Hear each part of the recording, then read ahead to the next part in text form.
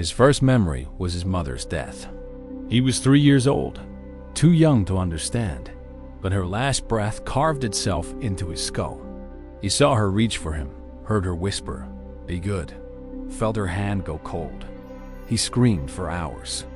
His father buried her and never spoke of her again. But the boy could not forget. By age 10, he had collected 7 deaths. A neighbor's heart attack, a drowning in the creek, a traveler who collapsed at their door. Each one added to the gallery in his mind. He could close his eyes and see them all. The townsfolk noticed how he stared at funerals. They called him cursed. At 17, he watched a man hang for horse theft. The condemned man's terror became his own. He felt the rope tighten, the neck snap, the darkness fall. He collapsed, seizing, and woke 3 days later. The town drove him out with stones and torches. They said he brought death. He built a cave in the Badlands, far from any settlement. He hoped distance would silence the dying. It did not. He could still sense deaths within a mile. A rabbit in a trap, a deer shot by hunters, a traveler lost in the desert. Their endings piled onto his soul. He stopped counting at 1,000. He stopped eating. He stopped sleeping. He simply sat in the dark, watching the parade of final moments. He no longer knew where his own memories ended and the dead's began. He had become a graveyard of strangers. Then she came. A woman on a gray Mari, slumped in the saddle, blood soaking her side. She rode straight into his canyon and fell from the horse at his cave entrance. He felt her approaching death. He always felt it, but something was wrong. Her death was not there. He reached out with his curse, the way a blind man reaches for a wall, and found nothing. No final moment, no last breath, no fear. She was dying. He could see that. But her death refused to appear in his mind. He dragged her inside, against his own instincts. He bandaged her wound, fed her water, sat beside her as the sun set. Still no death. He touched her face, and for the first time in his life, he did not know what would happen next. She woke at dawn. Her eyes were green, sharp, aware. "Where am I?" she whispered. He told her. She looked at his cave walls, the bones, the shadows. "They say a death watch who lives here. Is that you?" He nodded. "Then why am I still alive?" He had no answer. He asked her name. "Lark," she said. He asked how she had been wounded. "Bandits," she said. "They took my wagon, my goods, my husband."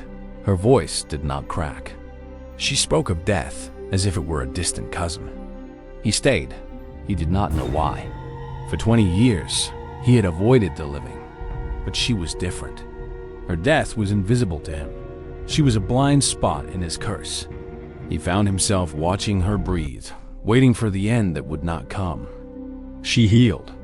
She began to move around the canyon, collecting wood, boiling water, humming songs he had never heard.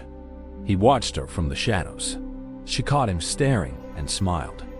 "You're not a monster," she said. "You're just lonely." He flinched. No one had called him lonely. They had called him cursed, haunted, dangerous. But lonely? He supposed she was right. He had not spoken to another person in 20 years. He had forgotten the sound of his own voice. She asked him about his curse. He told her everything: the first death, the 1,000th death, the endless parade. She listened without horror, without pity. When he finished, she said, "That sounds exhausting."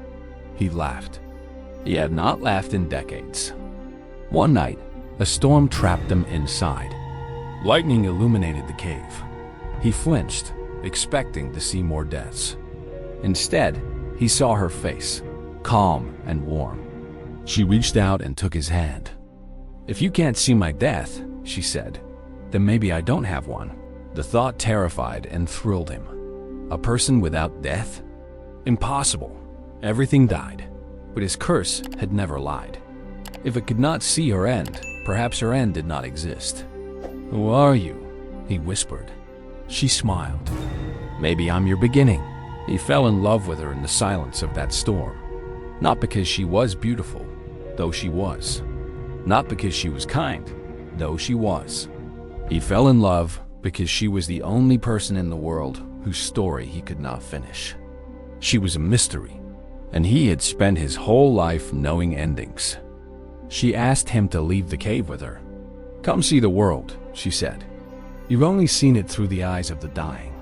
He was terrified. Outside, death waited everywhere. He would collect more endings, more ghosts. But she took his hand and said, "I'll be your blind spot." He went with her. They traveled through the territory, and for the first time, he looked at the living instead of the dying. He watched children play, lovers kiss, old men fish. He still sensed death approaching, but he no longer let it consume him. She was his anchor. One evening, as they sat by a river, he realized something. He could no longer remember the faces of the dead. They had faded one by one, replaced by memories of her. Her laugh, her touch, her voice. He had been cured not by medicine, but by love. He asked her to marry him. She said yes. They built a cabin in a valley where wildflowers grew.